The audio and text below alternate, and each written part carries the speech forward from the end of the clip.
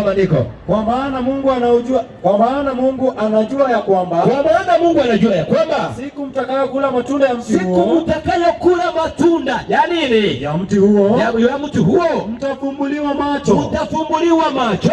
Nanyi mtakuwa kama Mungu. Na nyinyi mtakuwa kama nani? Kama Mungu. Kwa hivyo wanadamu walikuwa wanahitaji kuwa kama nani? Kama Mungu. Kwa hivyo shetani alihitaji kuwa kama nani kwanza? Kama Mungu. Na anabadilisha, anaingia mpaka kwa wanadamu na wao wakuwe kama nani? Kama Mungu. Kama Mungu. Alafu mkijua mema na mabaya. Mkijua mema na mabaya. Mwanamke alipoona ya kuwa ule mti ule mti wafaa kwa chakula, unafaa kwa chakula, wapendeza macho, na unapendeza macho, ni mtu wa kutamanika, na huo mtu ulikuwa ni mtu wa kutamanika kwa maarifa. Basi akafanya nini? Alitoa katika matunda yake, akatua katika matunda yake, akala, akampa na mumewe, naye akala. 7 wakafumbuliwa macho wote wawili, wakafanya nini? Wakajijua kuwa wakajijua ya kwamba wako uchi, wakashona majani ya nini? Ya mtini, wakajifanyia nguo. Kisha wakasikia sauti ya Bwana Mungu ikafanya nini? Akitembea bustanini, wakati wajua kupunga, Adamu na mkewe, Adamu na mkewe wakajificha katika miti ya bustani, Bwana Mungu asiwaone, ili Bwana Mungu asifanye nini? Ili Bwana Mungu asiwaone. Alafu 9 Bwana Mungu akamuita Adamu, akamwambia uko wapi Adamu? Adamu uko wapi? Akasema, Adamu anajibu, anasemaje? Nilisikia sauti yako bustanini, nikaogopa kwa kuwa mimi ni uchi, kwa sababu mimi niko uchi, nikajificha. Kwa hiyo sababu mimi nimejificha. Alafu akasemaje? Ni nani aliyekwambia ya kuwa uchi? Ni nani ambaye amekujulisha habari ya kwamba uko uchi? Je, umekula wewe matunda yale niliyokuagiza usiyale? Adamu akasemaje? Huyo mwanamke ni huyu nani? Mwanamke ni nani? Huyo mwanamke ni huyu mwanamke uliyenipa akae pamoja nami, ndiye amenipa matunda ya mti. Huyu mwanamke ndiye ameenda pale kwa shamba, ameleta matunda. Kwa hivyo Mungu, angalia wewe, huyu mwanamke uliyenipa ndiye amenifanya nikala matunda. Kwa lugha nyingine, Mungu, kama si wewe ungenipa huyu mwanamke, mimi singekula nini? Tunda. Lakini kwa sababu wewe ndio umeleta hii taabu, mimi nikakula fanya nini? Nikala tunda. Walimu wa family life walipokuwa wanatufundisha, Adamu anapoamuka anasema hii ni nyama yangu, lakini leo hii anasema ni nani uliyenipa? Ni huyu mwanamke ulionipa, ndiye amefanya nini? Amenipa tunda. Ndiye ameleta taabu. Kwa hivyo kama sio huyu mwanamke, hapa singekuwa na nini? Na taabu. Singekuwa na taabu. Kwa hivyo Mungu, ni nani Adamu analaumu? Endelea kidogo chini. 13 Bwana Mungu akamwambia mwanamke, akamuuliza mwanamke, ni nini hili ulilolifanya? Mwanamke, ni nini hili umefanya? Mwanamke akasema, nyoka. Ni nani? Nyoka. Mwanamke naye anasema sio mimi, ni nani? Nyoka. Kwa hivyo Adamu pamoja na mkewe wote wanalaumu nani? Mungu. Wanalaumu Mungu. Kwa hivyo mwenye ako na makosa kwa hii dunia, mwenye ameleta taabu ni nani? Ni wewe Mungu, kwa sababu wewe ndio uliniumbia mwanamke. Na basi mwanamke naye anasema sio mimi, ni wewe Mungu, kwa sababu ndio wewe ndio umefanya nini? Wewe ndio umeumba nini? Nyoka. Kwa hivyo kama ungeumba nyoka, angefanya nini? Angenidanganya. Kama ungeumba mwanamke, mimi singefanya nini? Singekula matunda. Kwa hivyo nani sasa? Wewe mwanamke bali. Wewe Mungu, wewe ndio umeleta huyu mwanamke. Kwa hivyo wewe Mungu ndio umeleta nini? Taabu. Kwa hivyo kama sio wewe Mungu, taabu singefanya nini? Singepata. Basi kwa sababu hiyo, Mungu anaposikia mambo haya, Mungu akahuzunika. Mungu akaona ya kwamba kila anachostahili kukifanya, akachukua kondoo, akamchinja, akawafunika na vazi. Kwa hivyo sasa, mpendwa, sheria zote, laumu zote zikamrudia Mungu. Na kwa sababu zimemrudia Mungu, sasa Mungu, wewe ndio uko na makosa. Yule aliyeumba ikabidi ya kwamba atoke mbinguni, wapendwa, aje akukufie kwa sababu ya dhambi zako. Kitabu cha Zaburi 69:9. Zaburi 69 verse 9. Yaani sikia mpendwa, baada ya mwanadamu kufanya dhambi, mwanadamu hakukubali ya kwamba amefanya dhambi. Soma niko 69:9. Soma niko. Inasema, aha, maana wivu wa nyumba yako, maana wivu wa nyumba yako umefanya nini? Umenila. Maana wivu wa nyumba yako umenila.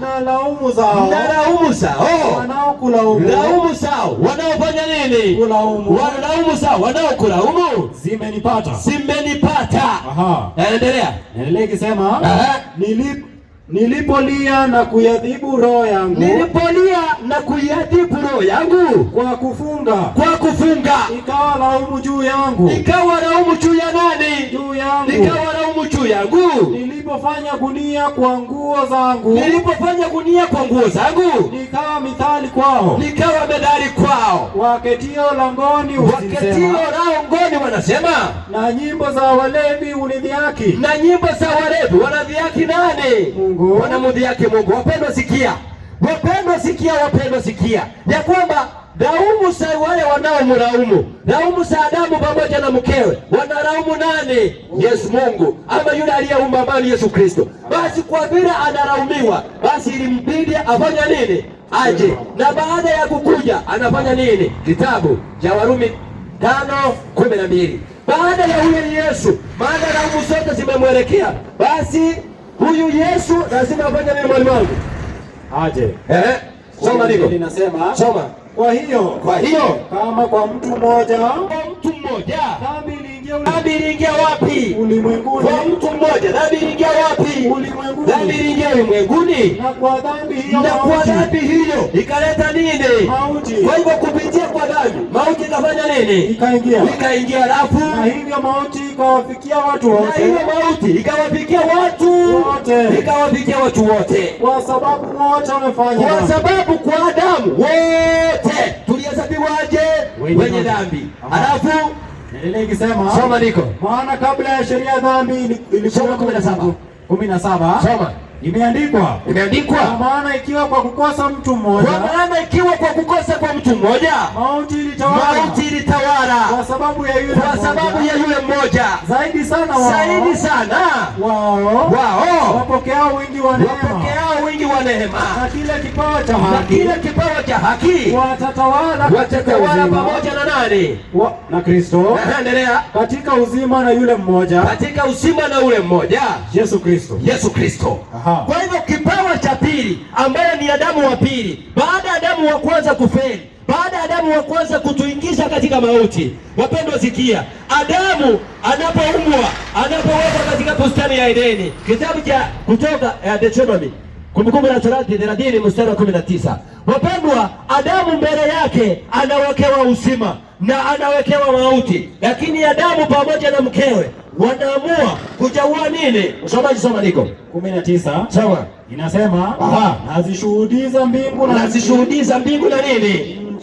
Nchi juu yenu hivi leo. Kwa kuwa nimekuwekea mbele yako nini? Nimekuwekea mbele yako nini? Uzima na mauti. Baraka na nimekuwekea baraka na lahana. Basi chagua uzima. Lakini ninakushauri uchague nini? Uzima. Ninakushauri uchague nini?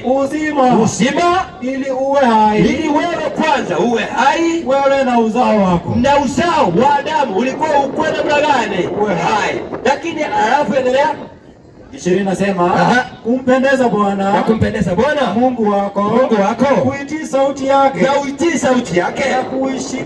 kushikamana naye, kwani hiyo ndiyo uzima wake, na wingi wa siku zako, upate kukaa katika nchi. Wachapo. Wapendwa sikia, Adamu anaposudishwa, anapopewa uzima, anakataa, anachagua nini? Mauti. Na baada ya kuchagua mauti, mimi pamoja na wewe wote tunaingia katika nini? Katika laana ya dhambi. Na kwa sababu tunaingia katika laana ya dhambi, sasa mwanadamu anahesabika kwamba amekufa. Na ndio sababu Mungu anapotembea akasikia watu wana complain, wanasema, unajua wanawake nyinyi, unajua mko na makosa. Nyinyi wanawake ndio mliongea na shetani. Msomaji, 18 kitabu cha Ezekieli mstari wa 2. 18:2 mstari kitabu cha Ezekieli. 18:2 andiko takatifu lasema, na iseme, je, maana yake ni nini? Mungu anapopita hivi akasikia watu wanasema, watu wa sehemu hii inaitwa, hii sehemu inaitwa Mwamba. Inaitwa Mwamba.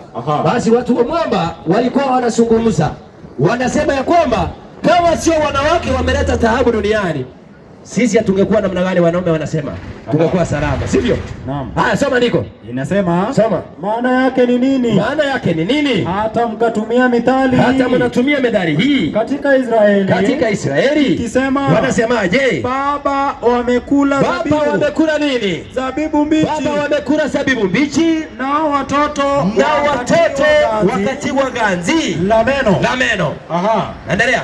Endelea kisema, soma ndiko. Kama mimi niishivyo. Sasa kuanzia leo Mungu anasema kama yeye anavyoishi, asema Bwana Mungu. Asema Bwana Mungu, hamtakuwa na sababu ya kuitumia methali hii katika wapi? Israeli. Katika Israeli. Kwa nini? Inaendelea kisema, soma ndiko. Tazama, roho zote ni mali yangu. Roho zote ni mali ya nani? Yangu. Halafu kama vile roho ya baba ni mali yangu. Kama vile roho ya baba ni mali yangu, ndivyo ilivyo roho ya mwana. Ndivyo ilivyo roho ya mwana mali yangu. Halafu roho ile itendayo dhambi. Kuanzia leo sikia, roho ile itendayo dhambi itakufa. Itafanya nini? Itakufa. Roho ile itendayo dhambi itafanya nini? Itakufa. Itakufa. Aha. Kwa hivyo roho hii, mbona Mungu anakataa tusitumie methali hii? Naam. Kwanza tuongeze moja. Kitabu cha Lamentation, Maombolezo 5:7. Kitabu ni Maombolezo 5:7. Fungu la 7 ndiko lasema, linasemaje? Baba zetu wamenitenda dhambi. Baba zetu walitenda dhambi, hata hawako. Na hawa baba zetu hawapo. Na sisi tumeyachukua maovu yao. Na sisi tunayachukua maovu yao. Aha. Sasa mpendwa, tunaelekea kumaliza, lakini nahitaji ushike hii ya kwamba mpendwa, baada ya dhambi kuingia, sasa Mungu anatoa matangazo mapya ya kwamba sasa ile dunia niliumba imeharibika, na kwa sababu dunia imeharibika, dunia hii ambayo unaopenda sasa inaharibika, na kwa sababu imeharibika usianze kuipenda sasa. Kwa nini? Kwa sababu dunia hii nimeumba ndio, lakini dunia hii kuna kiini, kuna ugonjwa ambao umeingia, na ugonjwa huu umeletwa na jamaa anaitwa Shetani, na kwa sababu Shetani amekuja duniani, sasa mpendwa, usiipende dunia, usianze kuangalia dunia kwamba ni mzuri. Kitabu cha Waraka wa kwanza wa Yohana 2:15.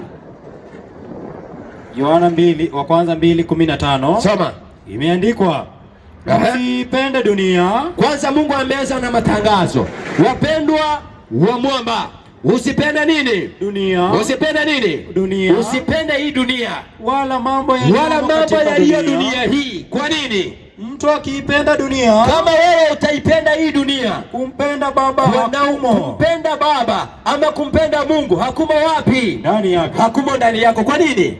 16. Soma. Maana kila kilichomo duniani. Kwanza vitu ambazo zinazopatikana duniani ni gani?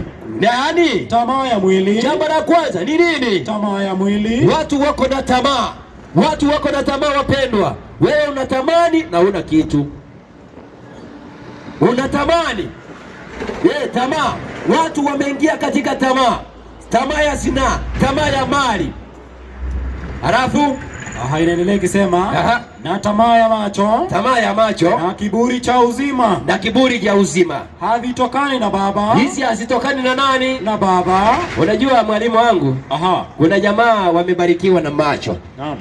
Yani jamaa amebarikiwa na macho. Akitembea hivi akipata msichana amesahau kuvaa nguo. Najua siku hizi zetu nashukuru sana mwalimu wa Family Life alisema vizuri.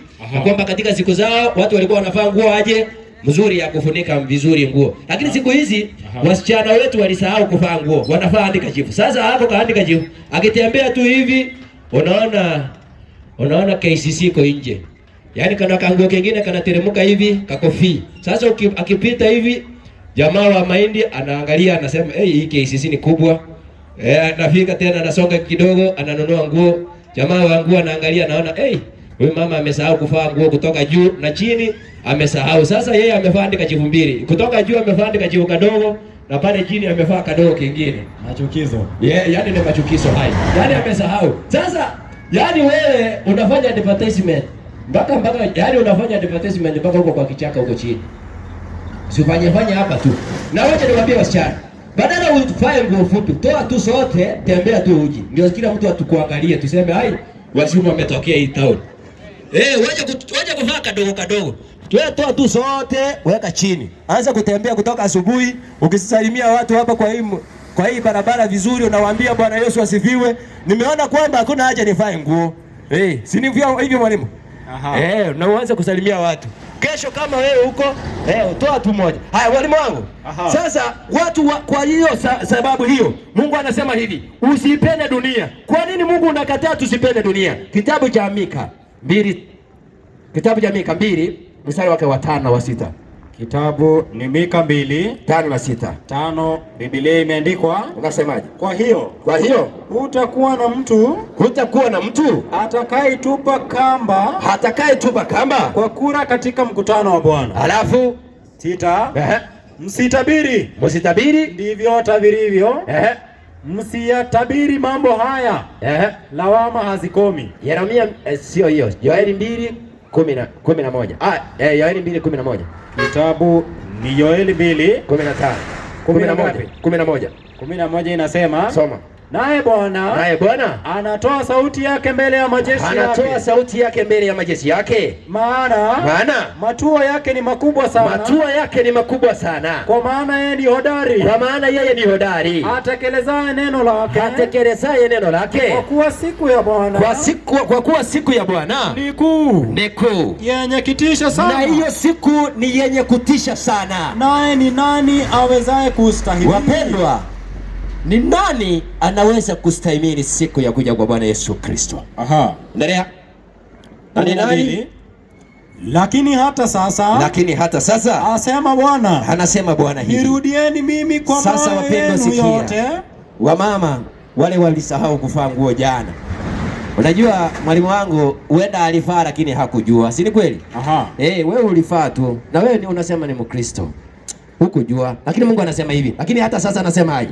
Inaendelea ikisema, lakini hata sasa asema Bwana, nirudieni mimi kwa mioyo yenu yote, na kwa kufunga na kwa kulia na kwa kuomboleza. Kwa hivyo sehemu ya kwanza mwalimu wangu, Mungu bado ako na huruma ama ana huruma? Ako na huruma. Na anajua mambo haya. Wewe umeyafanya kwa kufanya nini? Kwa kutojua. Kitabu cha Matendo ya Mitume 3:17. Kitabu ni Matendo ya Mitume 3:17 inasema, soma ndiko. Basi sasa ndugu, ninajua ya kuwa umeyatenda mambo haya. Mliyatenda mambo haya kwa kutojua kwenu, kama na wakuu wenze wenu. Sasa sio wewe tu, hata mama yako alikuwa anafaa hivyo. Like mother like daughter. Yaani hata mama yako alikuwa anafaa hivyo. Sasa wewe hayo hukujua. Yaani Mungu anasema, wewe ndugu. Mwalimu rudia ndiko. Narudi nasema, basi sasa ndugu, ninajua ya kuwa mliyatenda haya kwa kutojua kwenu, kama na wakuu wenu walivyotenda. Kwa hivyo mpendwa, na hiyo 17:31 inasemaje? Matendo ya Mitume. Matendo ya Mitume nifike pale 17 ngapi? 17:31. 31 imeandikwa, kwa maana ameweka siku atakayehukumu ulimwengu kwa haki kwa mtu yule aliyemchagua, naye amewapa watu wote udhabiti wa mambo haya, basi na kwa kumfufua katika wafu. Kwa hivyo wapendwa, hiyo tu ni introduction. Mambo haya hayatishikana kwa sababu ni introduction. Sasa tutaanza kuiangalia moja kwa nyingine. Kwa hivyo kwa majuma mawili ningependa sana kualika wapendwa. Afadhali sana leo ungekosa kukuja. Afadhali sana leo ungekuja, lakini kesho usifanye nini? Usikose. Kwa hivyo sana ningependa kualika katika mkutano wa Injili ambayo unaendelea katika eneo hili. Ninamaliza nikisema hivi. Kuna hadithi nataka niwapee kwa sababu kuna jamaa mmoja alikuja Afrika siku za zamani, na akapata watu ambao wanaishi duniani Afrika hawakuwa wanajua nguo, na alikuwa na mkutano wa siku 7. Basi katika mkutano huu wa siku 7 akawa anawaahidi ya kwamba yule atakayekuja siku ya kwanza kuna zawadi ataweza kupewa. So siku ya kwanza watu wakaja mkutano, watu wengi wakaja mkutano, na kwa sababu watu hawa hawakuwa na nguo, huyu bwana alipoangalia akaona kwamba watu hawa wanahitaji ya nguo. Basi akawapa wale wanawake, akaanza kuwapa wasichana, akawapa ile nguo ya kwanza inaitwaje, paika ama panti, na wanaume akawapa potsa. Jamaa alipoenda akafurahia sana, na akaona kwamba mimi nimepewa nguo, na akakosa kukuja kesho yake. Kesho yake akawapa blouse, na wanaume akawapa trouser. Siku yenye iliyofuata ya 3 akawapa wasichana, akawapa skirt, na kwa sababu aliwapa ile inaitwa blouse, akawapea na nguo nyingine ya kufunika. Basi ukumbuke kuna jamaa alipokuja siku ya mwisho, yeye aliyokuwa hakukuja siku hizi zote, lakini akaja siku ya mwisho akapewa tie, necktie. Yeye just imagine amevaa necktie na hana nguo zingine. Na kuna mama alikuja na yeye siku ya mwisho akapewa kale ka necktie kadogo, lakini sehemu nyingine iko uji. So yule aliyekuja siku zote si alipata nguo zote? Aha. So hivyo namaanisha hivi ya kwamba leo hii umekuja katika mkutano, na hivyo kesho usikose. Na namba yangu ya mwisho, kitabu cha Yeremia 30 mstari wa 2, inasemaje mwalimu wangu? Nifike pale. Yeremia ngapi? 30 mstari wa 2. Yeremia ni 30 mstari wa 2, imeandikwa. Inasemaje? Bwana Mungu wa Israeli, Bwana Mungu wa Israeli anasema hivi ya kwamba uyaandike kitabuni. Uyaandike wapi? Kitabuni. Uyaandike kitabuni maneno hayo yote niliyokuambia. Kwa hivyo wapendwa, mambo haya yote tunayowaambia mfanye nini? Waandike chini. Namba yangu ya mwisho kabisa, kitabu ya Methali 23:23 inasemaje? Kitabu ni Methali 23 imeandikwa, inueni kweli, inunue kweli, wala usiuze. Sasa kama huna Biblia, enda ununue Biblia, lakini usifanye nini? Usiuze. Naam. Hekima na mafundisho na ufahamu. 17:19 Deuteronomy. Ukinunua unaenda kufanyia nini? Unajua Mungu ni mzuri, anakuambia ununue, lakini lazima akwambie nini baada ya kununua unafanyia nini. Nasemaje? 17:19 Kumbukumbu la Torati inasema, soma ndiko, na awe nayo, na baada ya kununua uwe nayo, asome humo siku zote atakazoishi. Usome siku zote wewe utaishi, ili apate kujifunza kumcha Bwana. Katika hiyo Biblia ndio itakufundisha kumcha nani? Bwana. Kumcha Bwana Mungu wako. Ayashike maneno yote ya Torati hii. Na uyashike maneno yote ya Torati hii na amri hizi na kuyafanya. Kwa hivyo mpendwa, mimi nimemaliza. Kama unafikiri naendelea, mimi nimemalizia hapo. Kwa hivyo ningependa nikwambie hivi, kesho kuja na Biblia yako. Tunaposoma